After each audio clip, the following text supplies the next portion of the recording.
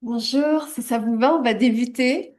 D'abord, merci beaucoup vraiment d'être là avec nous cet après-midi. Merci à ceux qui sont sur Zoom. On vous voit pas, mais on vous sait là. On va garder la porte entrouverte comme ça. Alors, on aura des petites entrées, certaines discrètes, d'autres moins. Mais on sera content qu'il y ait d'autres gens qui se joignent à nous. Je me présente, je m'appelle Lisa Benisti, je suis représentante de l'équipe de recherche ÉRASME. C'est dans le cadre des activités d'ÉRASME. Alors, le ÉRASME, c'est équipe de recherche et d'action, santé mentale et culture. Euh, c'est dans le cadre des activités d'ÉRASME qu'on a vraiment la chance d'accueillir Dr Sana Al-Qad. Laissez-moi vous dire quelques mots d'abord, peut-être dans quel cadre ÉRASME mène ces activités-là. L'équipe de recherche Erasme remonte à 1992, alors ça fait déjà un petit moment. Et il y a vraiment une programmation de recherche en étroit partenariat avec la TCRI. Certains d'entre vous la connaissent peut-être, c'est la table de concertation pour les personnes réfugiées et migrantes, ainsi qu'avec le regroupement des ressources alternatives en santé mentale du Québec. C'est des partenariats vraiment structurants. Et c'est des recherches qui sont très engagées dans la transformation des politiques, des pratiques, des services et qui tiennent compte des impacts des processus d'exclusion, de violence systémique et de discrimination qui ont un impact direct sur la vie des gens, dans la vie des gens et dans la vie des groupes. Euh, et il est clair que ces discriminations et ces violences, elles relèvent de dynamiques internationales, des dynamiques globales. Et c'est dans ce cadre-là que l'équipe de recherche Erasme, depuis 2003, qui a un axe de recherche qui est vraiment porté sur les relations internationales et s'intéresser au global et de son impact sur le local. En fait, c'est vraiment toujours dans ce lien-là et c'est dans ce cadre-là que les recherches de Roxane Caron et d'Emmanuel Coury se placent.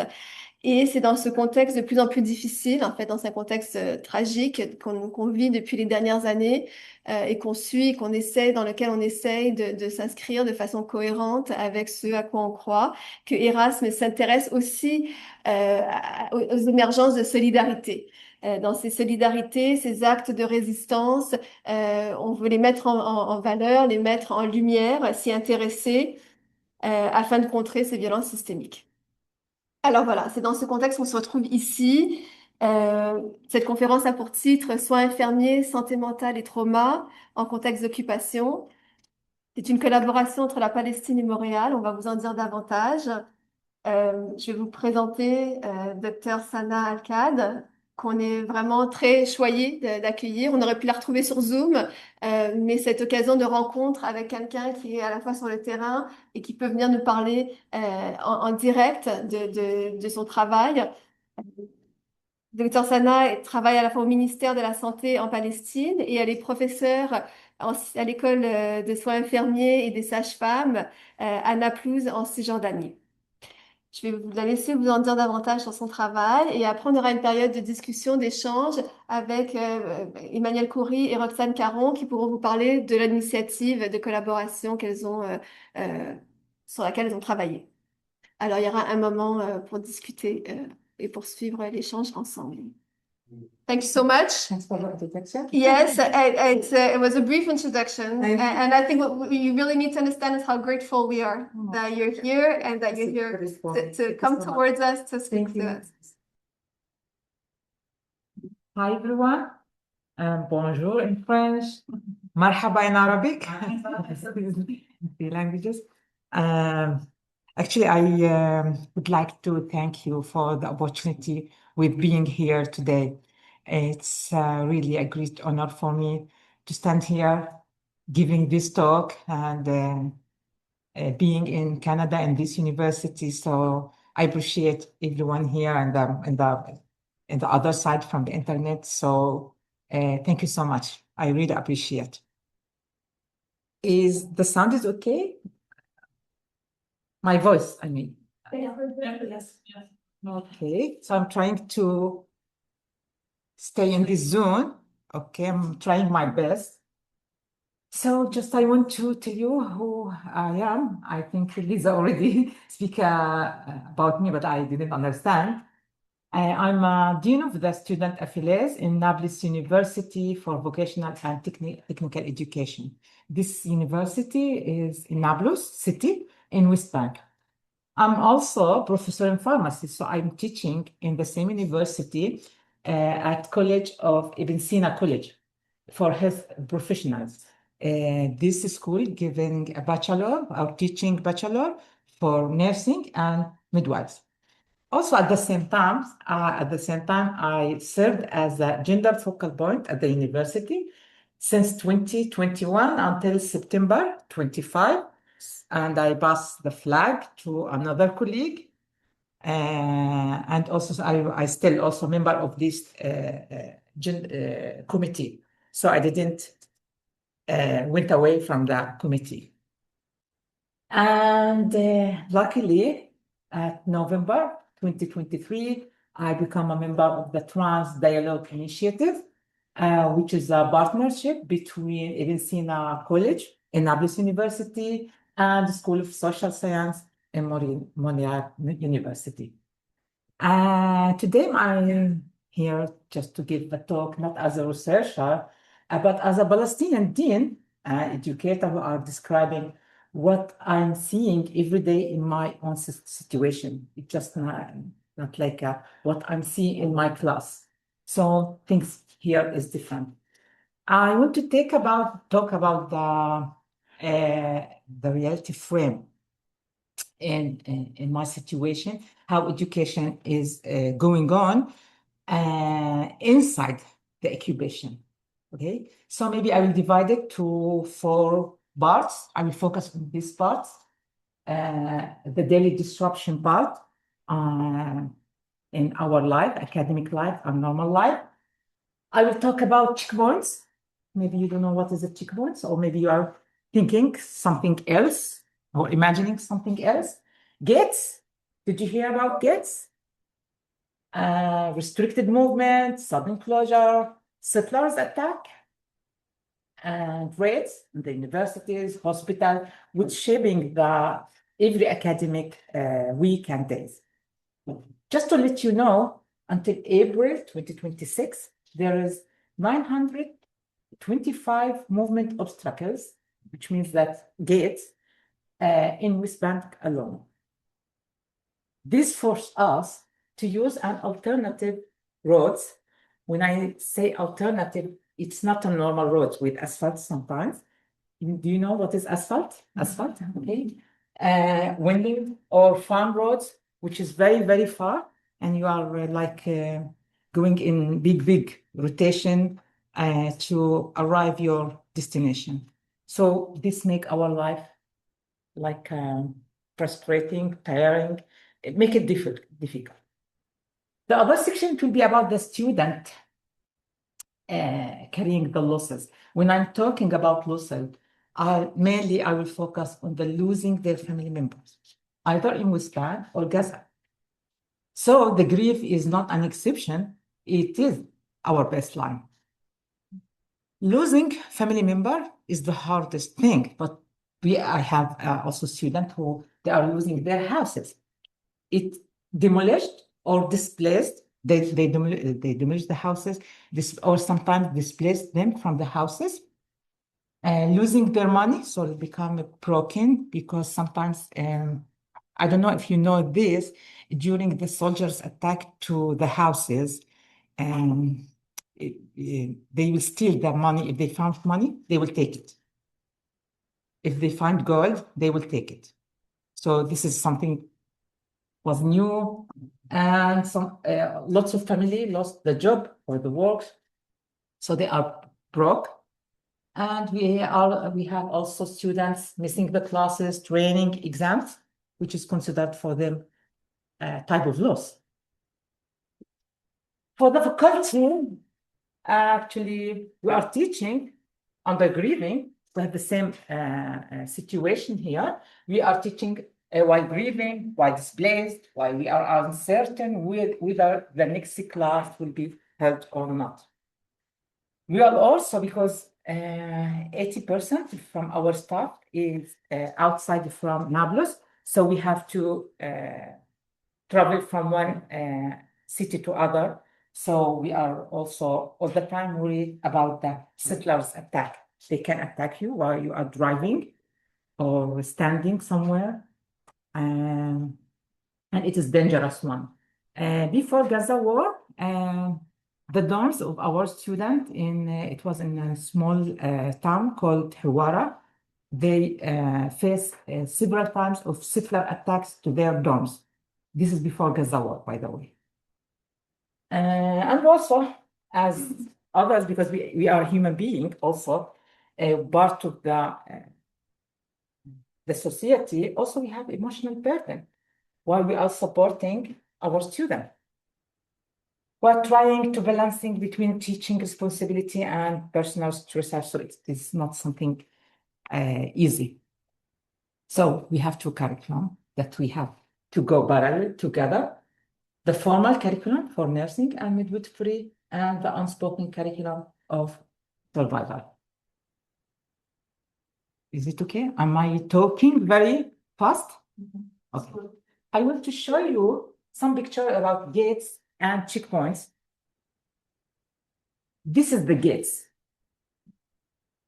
It's from heavy metal. They will put it between cities, towns, small villages. So they cut the road so we cannot move from one city to other. This is one type. So this is, I think, in Hebron, because it is in the middle of the city. They will close it so no one can pass. This is another type of gates, by the way. You see, the first one was the yellow gate. So it is like a coding. This one is orange one. The orange one, so this is, I cannot go to Naplouse, for example. Did you see the signboard, Naplouse? Okay, so this is, I cannot go there. It's the coding of the color of the gate. For example, this one is orange one, so this is closed forever. They will close it. The yellow one, they maybe will open it once in a while, anytime they want, at what time they want. It is like this. So when it is open, most of the time they will be checkpoints, especially on huge and big cities.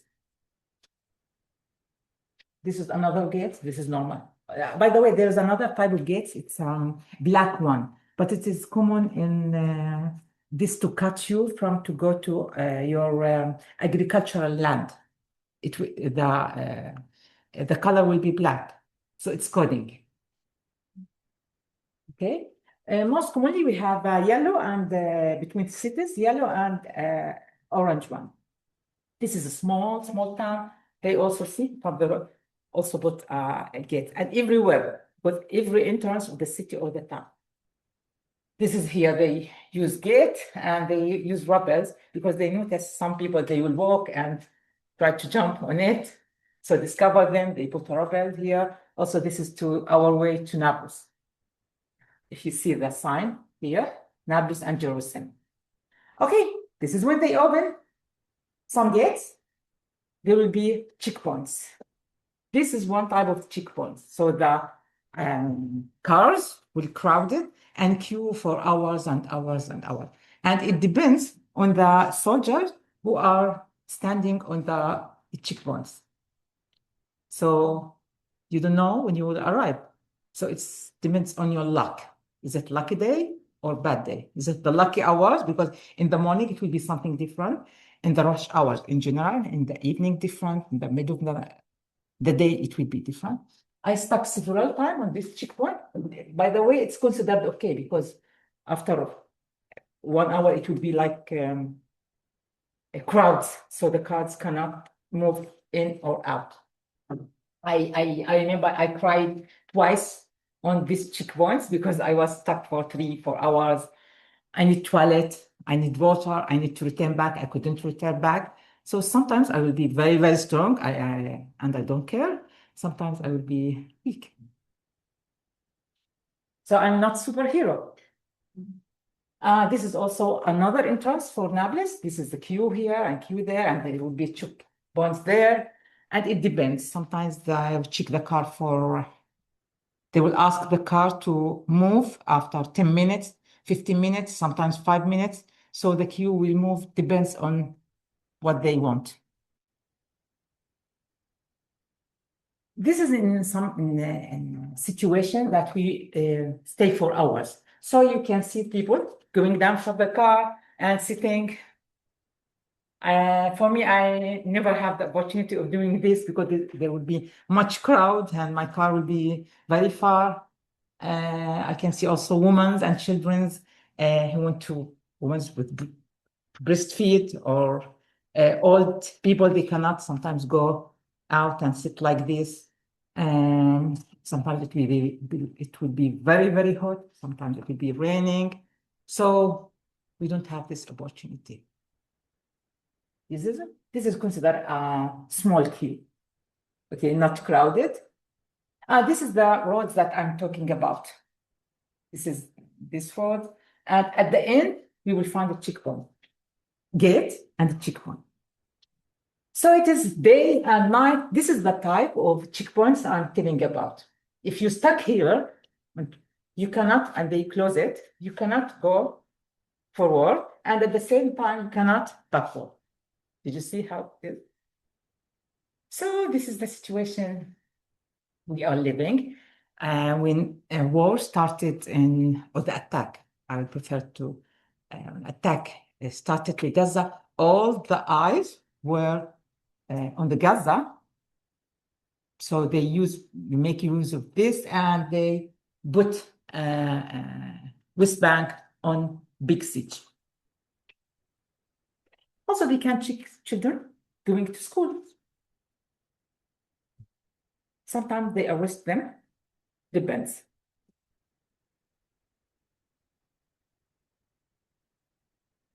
By the way, I ask you not to forget the apartheid wall. This is before Gaza war, by the way. They finished building it in 2004, I think. So this is separated many cities from each other. This one is near to Bethlehem, took part of Ramallah, if you know it, and part of Tulkarem. And just to let you know, the links is more than twice than Berlin Wall. And this one, they start building it in 2002, and I think they finished it in 2004. So it's much earlier before the Gaza war. And also, I want to remind you that Gaza was under siege 17 years before 7 of October. But no one see, no one feel. People only see it when the attack happened and the war happened. So is it okay until now? Okay. So for me, I have double burden. I have academic burden, institutional burden, moral burden, because for me, I don't see one classroom that I'm teaching. I see the whole landscape. I see students who do not arrive, cannot arrive to the university or the exams or the lecture or sometimes the clinical training. Am I going out of the zone? It's okay. It's perfect. Okay, because I'm moving a lot. I'm not so used to stand like this. Yeah. Also, I see students who arrived to the university, but they cannot focus. They're under stress, scared. Students whose siblings have been killed or sometimes arrested. They will be in bad situation, by the way, emotionally. And students who must drop out from the universities to support their families. You know, the financial crisis, everyone loses everything, houses, money. I have students when the soldiers attack them, the house, they even took their laptop. So students were complaining to me, I don't have my laptop, my notes, everything was taken. And also, I see students who keep coming because the classroom is one place that it is still makes sense to them. Usually they will living inside Nablus itself. They don't have any choice. So they will come because this is the thing that is meaningful for us. So I can see and meet, talk to different type of students with different emotional feeling. So I have choose a few examples of my student voice, the thing they were talking about. This is very common to happen. This is the most common one. Many students say that we are arriving after spending hours at the checkpoints, but not knowing whether we would make it for the clinical training or not. The students say that I am physically present, but emotionally I'm exhausted. It's like hopeless. Others that they are extremely worried about the way back home. So they are here in the university and they are stressed thinking of the way back to their home. And by the way, it's very difficult to take dorms because there's an university doesn't have dorms in itself as in the campus. So they have to pay outside and take the dorms. And most of them, they don't have the opportunity because they have financial problem.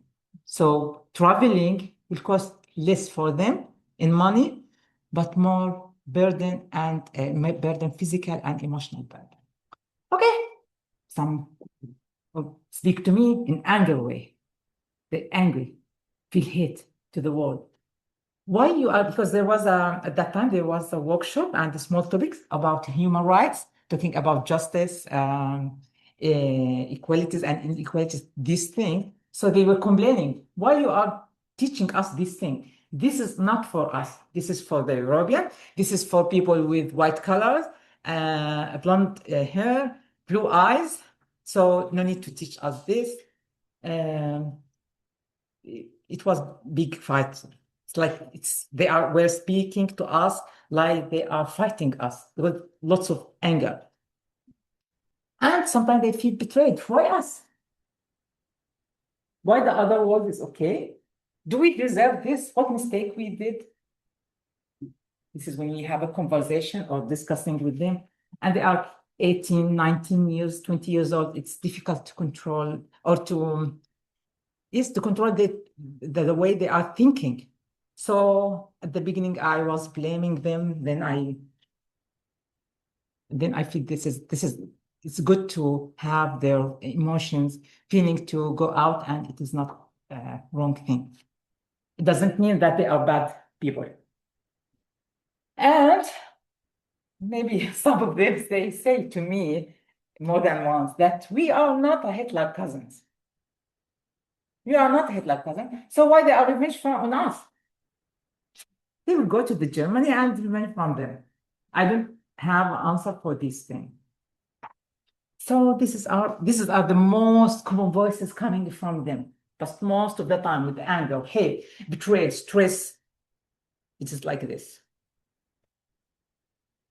So in general, if I want to speak about the experience during the Gaza crisis, we have continuous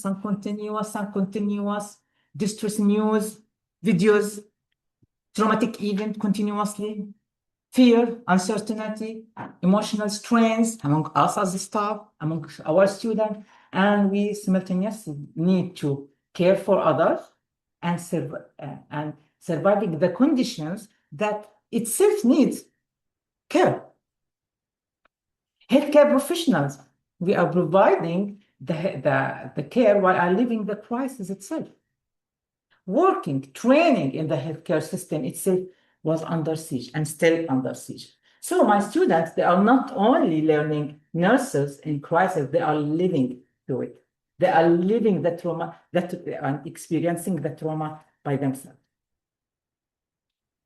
So I speak about the total frame, then I want to cut it in 3-part frames.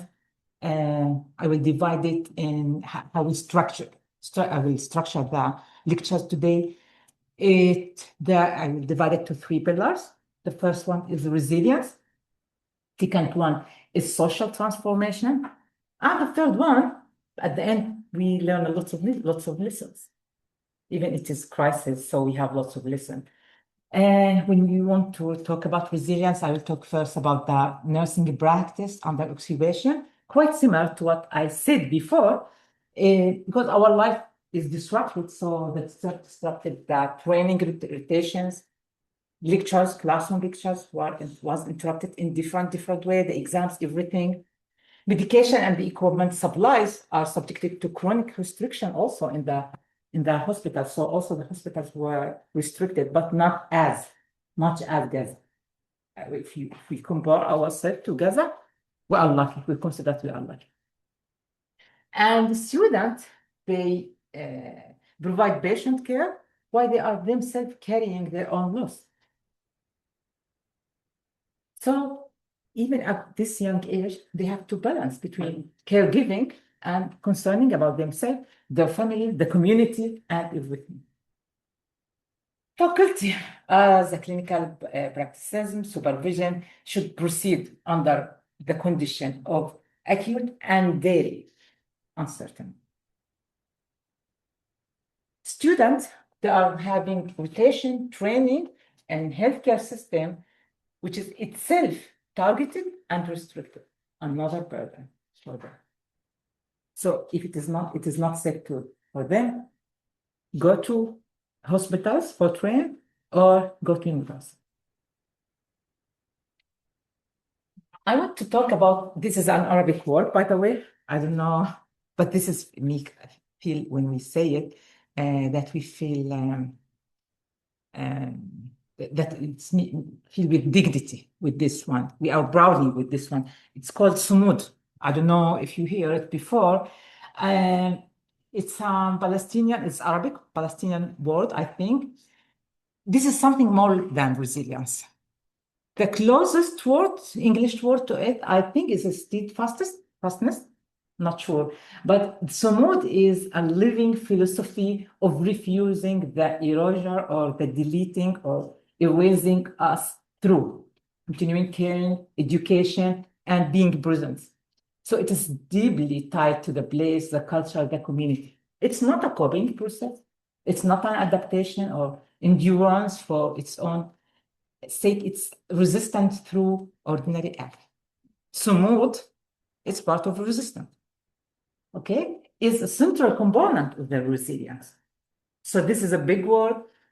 I think it's also applied to the indigenous community, refugees, migrants, and the other people who are living in chronic, because the situation is chronic.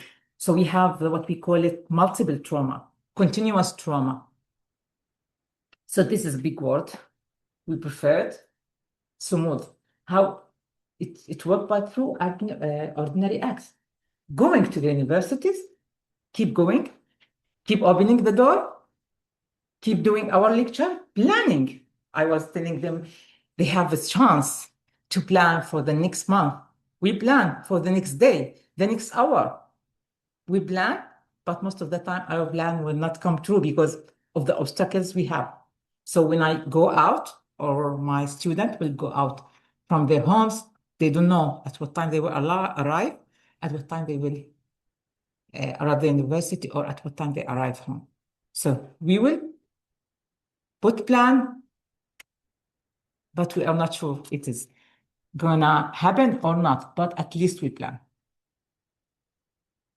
We need to plan for future so that we can feel that we are alive. We are not just breathing, eating, drinking, and sleeping. So this is the word I prefer, and I hope the research they will follow this word in the research. And I will speak a little bit more about some examples about the challenges that my students have since Gaza war. All the things, the previous thing I have spoken, it's applied to students, staff, and everyone. But I have some experiences with specific students. I have some students who are denied or arrested at checkpoints. Sometimes they are arrested, they will take them, and we don't know, they put in the prison. We have like these cases. Sometimes they will arrested for few hours on checkpoints, tightening their hands, the eyes, and put them in a humiliating position for hours. Okay, and they will, after 3-4 hours under the sun, sometimes under the rain, they will release them. I have students, they will have, because they tied it very, very hard. I'm not sure if you see the sumud, the ships who went to, yes, okay. The hands, the skin was deeply come inside the flesh. So I have students like this. So they are suffering. Some of them, they will be arrested at their home. Yesterday, there were, I have a picture for 5 or 4 female students, not from our university, from a neighboring university, Birzeit University. They were arrested by the Israeli army. 4 girls studying in the university. And for girls, it is much harder. Okay, they are facing many things different from the males. The situation there is difficult because sometimes they, during their period, they will not allow them to have baths. For example, this is something, okay, this is some type of torturing. I have students who are exposing to humiliating, intimidating, and physical aggression while traveling. Kick them, slap them, checking their mobile. If they find pictures on or any video about Gaza, they will kick them very hard with the guns, with this torturing one. And I have one case, and it was 5 female students were traveling from Naplouse to Hebron, to Bethlehem, because for clinical training, we have the only hospital for mental health there. So our students, they have to travel in groups there for training there. They will be arrested on one checkpoint, beaten, dragged, and taken off hijab in front of everyone, and they were humiliating and invasive insecurity procedure during the travel to the clinical training. These girls, they dragged to the small room on the checkpoints, one by one. They kick them, because I have one of the students with broken eyes, the other hand, the other with bruising here, because after they attack them, we have to take them to the hospital. Their situation were very bad. And one of the students, we were checking the spleen because they were kicking on the abdomen very hard. They had been attacked there. And they dragged them one by one to a small room and torturing them and forced them. It was, I don't know, it's in English, strip searching, or forced them to take off their clothes completely. And they will put the gun on their head. If you didn't take off your clothes, we will shoot you. I have the 5 of them. And after that, when I meet them, they were diagnosed with PTSD after this situation. It's physical and emotional one. This is one of the biggest and the hardest things that I faced, because the way they were talking to me, because they want to talk to me in privacy, and they asking me to not speak to others what is happening to us, because it's considered like a stigma, or they feel shame because they were forced to take off completely of their clothes. And one girl of them, she told me they beated me on my sensitive area with the gun and with their legs. So this was severe torturing for these female students. This is one of the hardest story, by the way. And for me, I prefer to die. I never speak this to them, but it is something difficult. And also, I have students on checkpoints, on their homes, on their cities and villages, who were witnesses for severe injured or shooting, but they are unable to intervene or to help, because if you move to the victim, they will shoot you. You will be the next. So you have to look from the window or from the door, watching other people bleeding and dying. So I have this, they feel guilty, they hate themselves, different emotion, anger sometimes. The emotions were different from this student. And of course, ongoing exposure to uncertainty, as I said before, creating emotional feeling. They feel worthlessness, psychological burden. I have lots of students who lost their home. And when because they demolished the home, they asked them to, it's in Tulkarem camp and Jenin camp. They displaced the people in the middle of the night, asked them to go with the things they are wearing, maybe pajama, maybe whatever. So she told me, or they told me, the students told me, we didn't have the chance to take our stuff. No clothes, no computer, no notes, no house. And there's no place to live. Also, many they forced to drop because it is dangerous or because it's financial problem. I will show you, this is, I'm not sure, this is same they did in Jenin camp, refugee camp, and Tulkarem refugee camp. They remove the asphalt, remove it.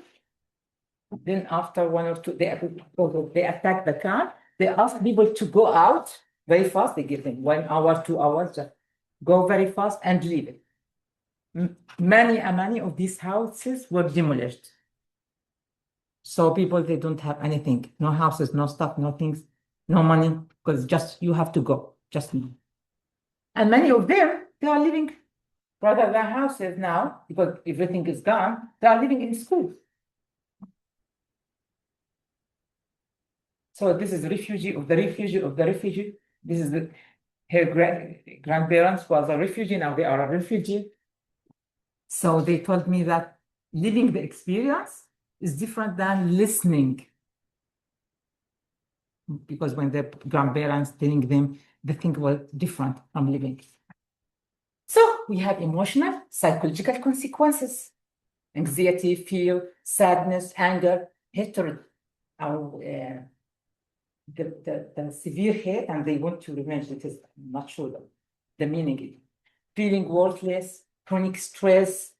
I have also many students, they have reduced in the academic performance. Many of them interrupted the attendance and the clinical placement, emotional exhaustion, and physical exhaustion. Headache, sleep disturbance, chest tightness were the most common one for the student or the staff. And also, this is very common for us as a people, and it's a moral distress. Knowing care is needed, but we are unable to help other people. Just we are watching. And this is the worst, by the way. For the staff, similar, the same, but we have extra burden because we have supporting the student to manage the stress, adapting teaching during the crisis, expand our role as an educator to be as a supporter, but at the same time, we feel fear, uncertainty, emotional strength. We also facing social and financial problems. We are not getting our salaries since long time. So this is extra burden. We have families, extra burden for us. And for the resilience, it is not an option for us. We don't have another option. Give me another option. We don't have.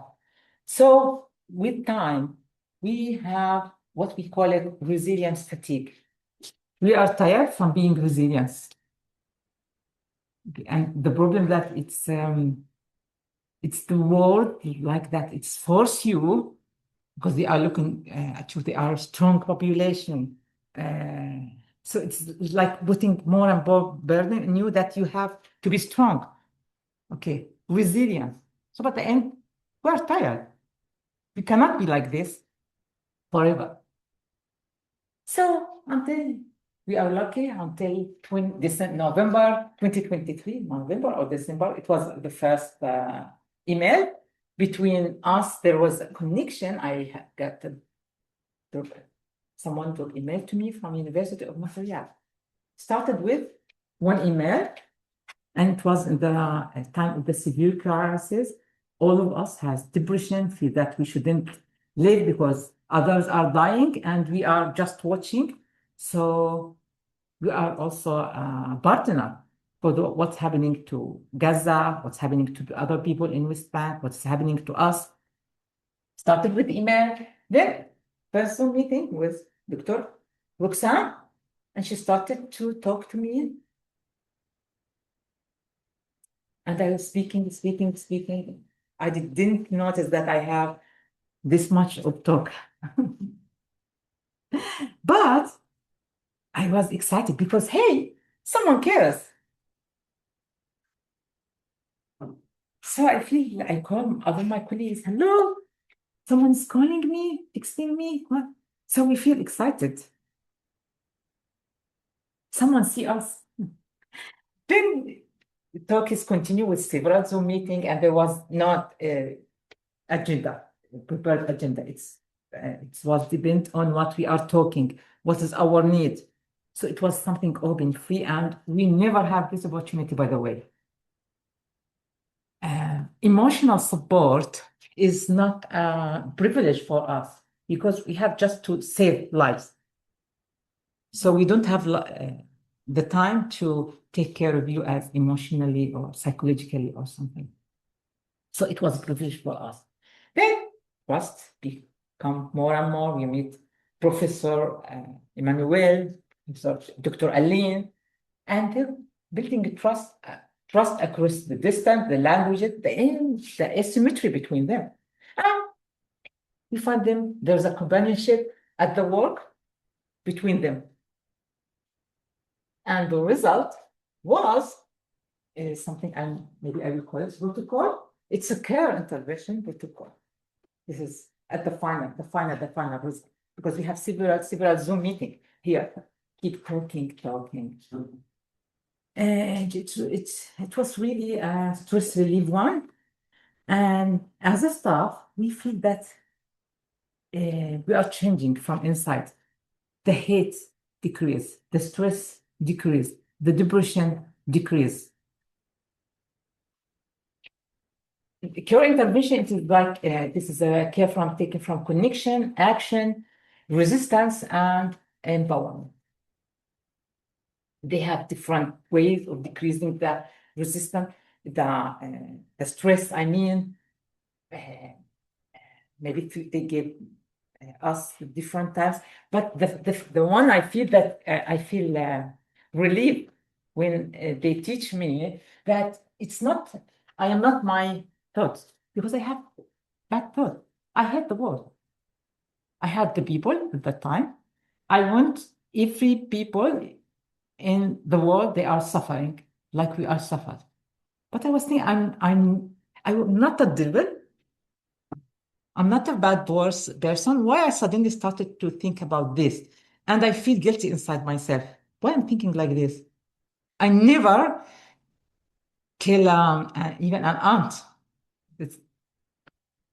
And I'm good with people, with animals, with things. So I feel that I become the bad guy. So then I discovered is it just a thought? It's not me. When I speak about the bad thoughts, I feel it is decreased, and I really regret the way that I were thinking about because I felt at that time that all the world is a partner with the operation we have. Because being silent of any type of operation to any nation makes me a partner. So things becoming easier more and more. We started to be normal person. Then I said to them, because my students also feeling like this, let's make this to our student. If they didn't do this to us, we cannot transfer to our students. So they started with the staff, and staff then do it to our student. We move from endurance to transformation. How transformation was happening there. How we are keep going. What type of transformation we have. Before she texted me or emailed me, there was types of transformation. And I started with the educational one. But step by step, we discover after 2 years of the project that there are different transformation. For example, individual identity. So students begin to see themselves in different way. Okay? Some they have developed strong resilience, responsibility at young ages. Some they still have the anger and the hate to the world. So it depends. Education transformation, we are shifting toward flexible and emergency teaching method. This is the first one we start with. Modifying the clinical training, it was difficult because you started to put our students in the same city or town to train, or to the nearest one if it is applicable.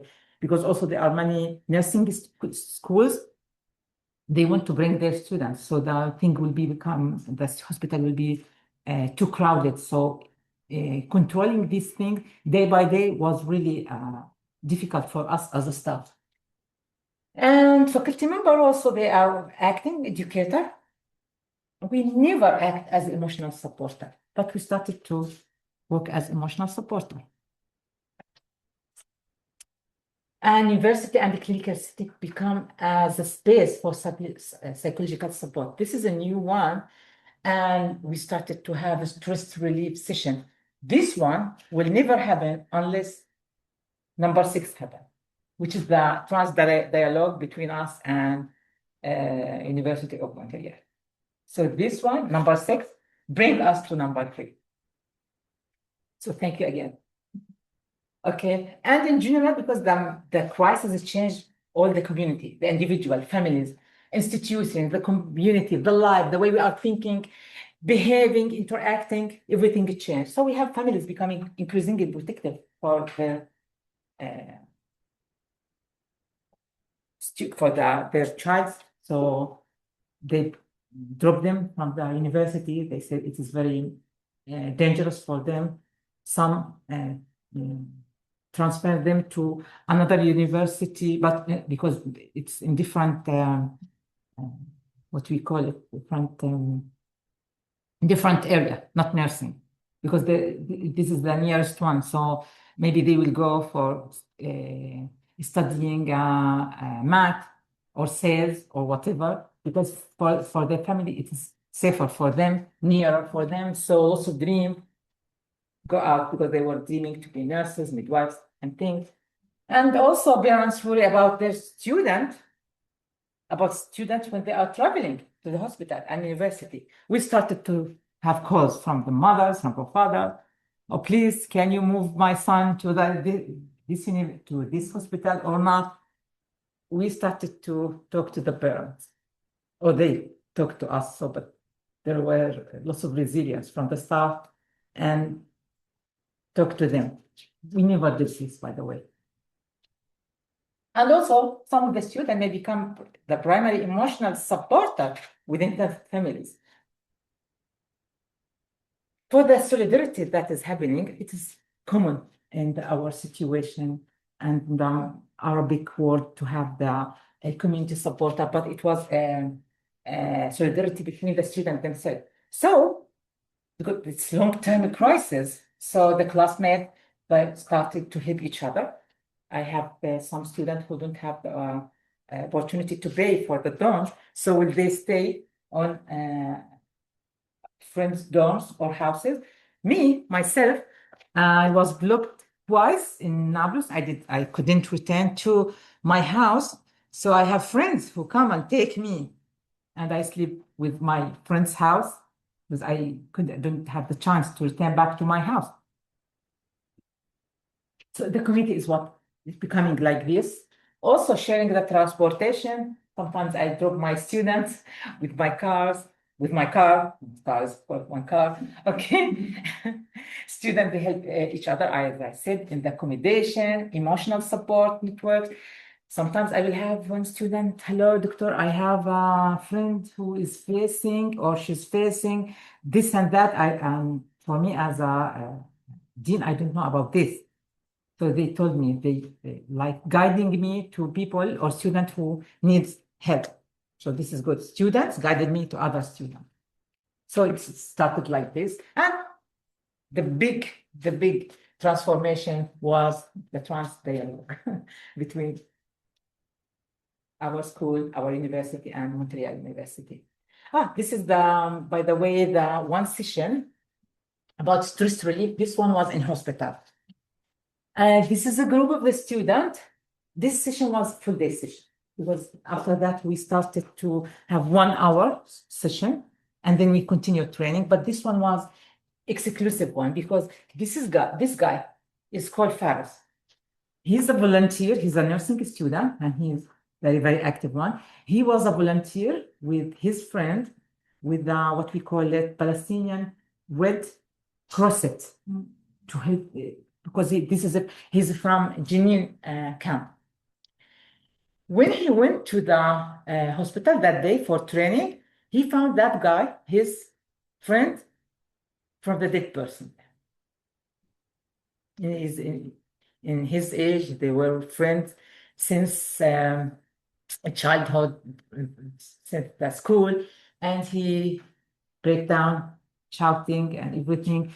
The girls with him, this other student, when they saw this student doing, because this is considered as a good and strong student, suddenly he break down. So we started to, the instructor called us, and they bring someone also from what we call it, this is I forgot, it's something from medical team, volunteers supporting, and they make sessions. Okay, this guy, this is Faris. He started to talk. The other colleagues also started to talk. Everything it's still difficult, but things become calmer. I put this picture because of Faris. Faris, maybe it's not very close picture. He was injured when he was 1.5 years old in one Israeli attack in the camp of Jenin. So he's a survivor. And his face is because he did, I think, 6, 7, or 17, I forgot, operation for graft. If you come closer to him, you will see that it's burned. So he all of the time tell me that this is the sign so that I will not forget what they did to me. So he has experience when he was 1.5 years, burned his face and his neck, and he will never forget because every time he's looking to the mirror, he will see his face. And now they killed his friend who were also trying to help him. This because of this, I put because of Faris. Okay. Now we move to the lesson. We have many lessons that we learn. We learn that care is more than clinical skills because we only caring with the clinical skills. This situation, because sometimes our student needs something more than the academic instruction. Am I right? The crisis make us moving from traditional education to additional caring about additional dimensions like emotional presence, active listening, compassion, flexibility. So we learn this. Also about the transformation through the crisis. When we speak about transformation, we have bad transformation, but it's not entirely negative. We saw lots of good and positive transformation because it's a very, very long crisis, personal identity change, family relationship different, educational system become more flexible, things change. And also, we discovered that the sustainability of care and the occupation depend on whether the caregiver themselves are seen, supported, and protected. If we were not a part of the trans dialogue, we will not be a part of, we couldn't support our students. when we were looking to hospitals in Gaza, nurses, doctors, they don't have time to rest. Some of them, they were injured and continue their working. But we discovered that also we need to care ourselves so that we can proceed caring others. And as I say, crisis can create both vulnerability, resilience. So suffering it's common, but there's adaptation, creating adaptation, strength, mood, resilience, whatever. It's sometimes coming together because I'm not strong all the time. Also, I'm not weak all the time. So they can come together to the same person, same community. And we think that we need to make more attention to the resilience fatigue. The demands on resilience on us, on the population, shape the population, put more forces in the population. When I'm talking, it's a pressure on the community to be, you don't have choice, you have to be resilient. You shouldn't complain, you shouldn't do this. Because when I also calling my colleagues in Gaza, because they are also professors, they are saying to me, we are tired. All the world are looking for us that we have to be patient, we have to be resilient. But if you put them one day in our situation, they cannot. So they put pressure. She told me I'm exhausted from being resilient. For me also, I have time that I will feel exhausted. We are not superheroes. We have feelings, we have dreams, we have life that we want to live. And there are many things also. Education system, human connection, solidarity become form of care. This is a good one. We never have a privilege of this. And hope is a practice. It's not just a feeling. So we started to practice hope. Sometimes, but I cannot feel the hope all the time. Okay. Sometimes I feel hope. Sometimes I feel depressed. And what is this life? I have like this. But I discovered that this is normal, and I'm a normal person. This is in general, but for me, teaching, going to work, supporting, all is considered, which is doing on the occupation, is the act of the refusal. It's type of resistance, by the way. Refusal to let the future be erased. So this is a good lesson. I have future, and they will not erase it. I will resist until the last breath on my body. This relationship has taught me that I am not alone in that refusal. And for my Montreal colleague, thank you for standing with us.